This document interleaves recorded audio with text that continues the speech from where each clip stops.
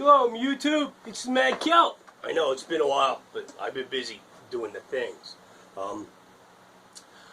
I had an obsession for about a year to learn how to make cheese. And I kept asking, different people for a birthday and holiday presents and stuff. What do you want for Christmas, Mad Kelp? What do you want for your birthday, Mad Kelp? I would like a cheese making kit. And, as dads, we wind up with socks. Not that I have anything against good socks, mind you. Father's Day this year, I decided I'm going to make myself cheese. So I ordered a cheese making kit and followed the directions, and the first thing I came out with was Farmhouse Cheddar. So this is the finished product. This I did about 2 weeks ago. This has been sitting in my cheese cave, which is actually my kid's old dorm fridge that I have set at 55 degrees. This is my Redneck cheese press. So this is another batch of cheddar that I just made that is ready to come out of the press. So let's take some clean shop towels and put these down here. Now I can go lift again. So this is a very, very simple cheese press, and all it does is keep the weight on your cheese. The first time we did this, we did not have a cheese press.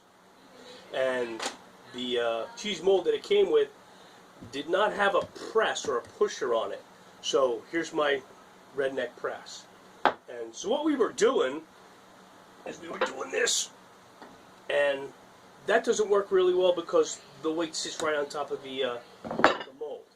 So we were putting blocks on top of it and doing this, and the only problem with that is it goes to one side or the other, so you're laying in bed in the middle of the night and you hear because the cheese had moved and fallen over sideways. So we had to build a Redneck cheese press. That's what we do, right? We do the things. Redneck engineering. So this is the first time I'm seeing it after coming out of the press. And we're going to pull the cheesecloth off. And doesn't that look like cheese? So this is going to have to air dry for 3 to 5 days until it develops a rind on it. And then we'll wax it just the same way we did this one. We'll put a label on it so we know when it is that we can open it, because it's got to age for a minimum of 2 months for cheddar. It's one of those things that I always wanted to do. And in and amongst all of the other things that I've learned how to do, the myriad of skills that I have, this is one more thing that I get to put on my resume. It's one more thing that I can say, I know how to do that.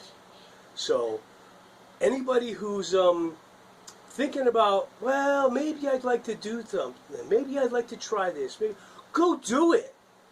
Spend whatever the couple of bucks or the 20 or 30 bucks or whatever it is to get the stuff that you need to start it, and just start it. Who cares if you mess it up the first time? It doesn't really matter. The point is that you go do stuff. This is something brand new to me, and I got to tell you, I'm really, really proud of it. And I can't wait for 2 months to try it out. So, thank you, YouTube. Go do something. Mad Kelp out.